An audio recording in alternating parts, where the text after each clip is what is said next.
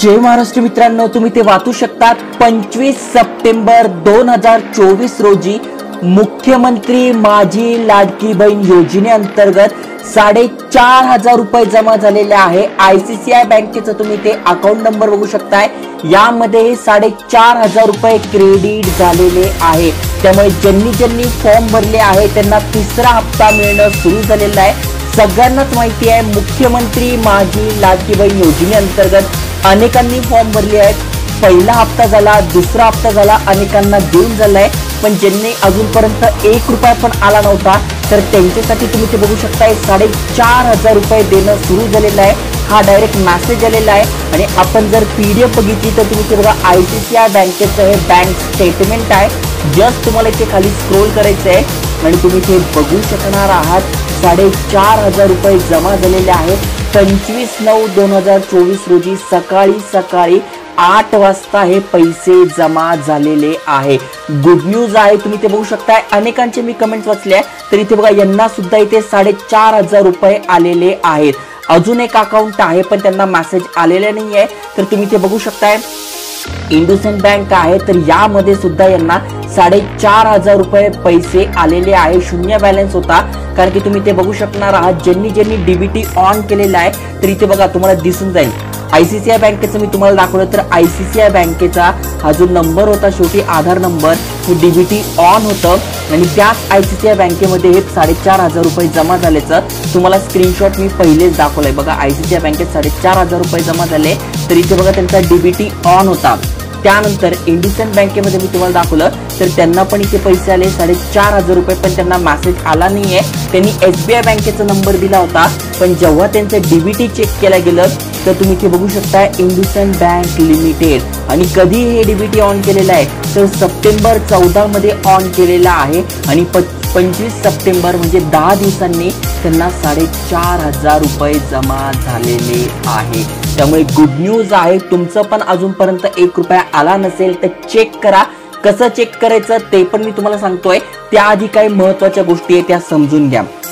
पहिला हप्ता ऑलरेडी दिला होता रक्षाबंधनच्या वेळेस, त्यानंतर 29 ऑगस्ट पासून 30 ऑगस्ट पर्यंत 24 ऑगस्ट पर्यंतचे पैसे दिले होते ज्यांचा डीबीटी ऑन होता आणि ज्यांच्या लिस्ट पोहोचल्या होत्या। अनेकांच्या डीबीटी ऑन आहे पण लिस्ट पोहोचल्या नव्हत्या, त्यामुळे त्यांना पैसे मिळाले नव्हते।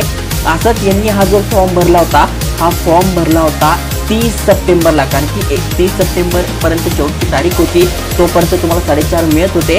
आता जर सप्टेंबर मध्ये तुम्ही फॉर्म भरलाय तर इथे तुम्ही कमेंट सुद्धा वाचू शकताय।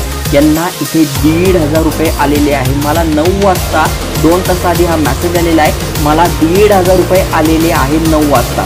नाव काय तर तुम्ही ते बघू शकताय, श्रुती आहे, यांना हे पैसे आलेले आहेत 1,500 रुपये 9 वाजता आलेले आहे। आणि इथे बघा काही मेसेज आहे यांना अजून आलेले नाही आहे, तर फक्त तुम्हाला इथे काय करायचं आहे, डीबीटी चेक करून घ्यायचं आहे। एनपीसीआय वेबसाईटवर तुम्हाला यायचं आहे, कस्टमर मध्ये जायचं आहे, भारत आधार सीडिंग इनेबल यावर क्लिक करायचं आहे आणि तुमची बँक इथे बघा यावर तुम्हाला टिक करून गेट आधार मॅप, मग तुमचा आधार नंबर टाका, हा कॅप्चा इथे सेम टाका, स्टेटस करा, ओटीपी टाका आणि त्यानंतर तुम्हाला असं दिसेल तुमचं इनेबल आहे की नाही। आणि जर तुमचं इनेबल असेल मग जी पण इथे बँक दाखवते भले तुम्ही एसबीआयचा दिलाय, कारण की जसं मी तुम्हाला सांगितलं या केसमध्ये यांनी जो फॉर्म भरला होता त्यांनी दिला होता एसबीआयच्या बँकेचा नंबर, पण एसबीआय लिंक नव्हतं, त्यांना पैसे आले नाही पहिल्या दुसऱ्या हप्त्यात।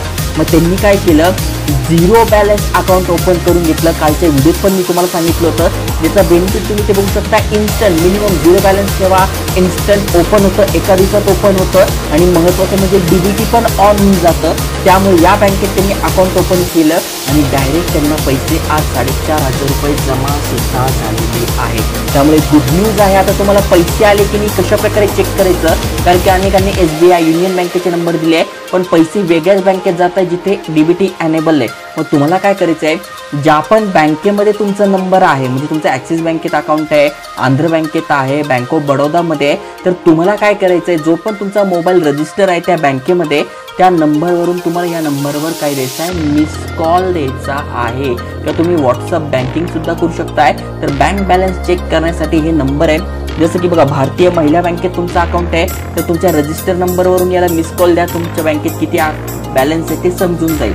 जसं की कोटक महिंद्रा बँक झालं, सिंडिकेट बँक झालं. आता या केसमध्ये इंडियन बँकेच्या केसमध्ये यांचं काय होतं, फोनपेला यांनी लिंक केलं आणि फोनपेचं आपल्याला दिसून गेलं की 4,500 रुपये होते, 4,500 झाले. त्यामुळे यांना पैसे आलेले आहे. त्यामुळे तुम्ही फोनपेला पण लिंक करू शकताय आणि फोनपेमधून बॅलन्स चेक करायचं ऑप्शन असतं, तर तुम्ही बँक बॅलन्स चेक करू शकताय आणि तिथे तुम्हाला दिसेल की तुम्हाला पैसे आलेले आहे की नाही. त्यामुळे बँकेत चक्रा मारू नका, स्मार्ट बना आणि स्मार्ट प्रकारे तुम्ही ते बघू शकताय. ओके, जेवढ्या पण पात्र महिला आहेत त्या सगळ्यांना इथे पैसे मिळता आहेत. त्यामुळे जे जे इलिजिबल आहे त्यांनी एकदा तुमचा बँक बॅलन्स चेक करा. नसेल तर मी तुम्हाला ही लिस्ट देऊन टाकेल. काय करते, तुम्हाला व्हिडिओ आहे, व्हिडिओच्या खाली यायचं आणि ते बघा तुम्हाला दिसून जाईल लाडकी बहीण पैसे आले का बघण्यासाठी आणि आधार बँकेला लिंक आहे का बघण्यासाठी यावर क्लिक करा. हे वेबसाईट ओपन होईल. यावरून तुम्हाला सगळ्या बँकेचे नंबर मिळून जाईल. ICICI बँक झालं, HDFC बँक झालं, Indian bank, Canara bank, central bank, त्याच्यानंतर बघा सगळ्या बँक, SBI पासून सगळ्या बँक आहे. तर त्यांना जस्ट तुम्हाला मिस कॉल द्यायचा आहे रजिस्टर नंबरवरून आणि तुमचा बँक बॅलन्स चेक करू शकता. इथे प्रोसेस दिली आहे आणि आधार लिंक आहे की नाही बँकेला हे बघण्यासाठी 2 ऑप्शन आहे. एक तर आधार कार्डची वेबसाईट, एक NPCIची वेबसाईट. दोघांवरून तुम्ही चेक करू शकणार आहात. त्यामुळे गुड न्यूज, ज्यांना ज्यांना पैसे आले त्यांनी नक्की कमेंट करा आणि ज्यांना ज्यांना पैसे आले नाही त्यांनी कधी फॉर्म भरला होता ते पण करा. त्यांची पण आपण चौकशी लवकरच करू. अशाच नवीन नवीन व्हिडिओसाठी चॅनल सबस्क्राईब करून ठेवा. जय हिंद, जय महाराष्ट्र.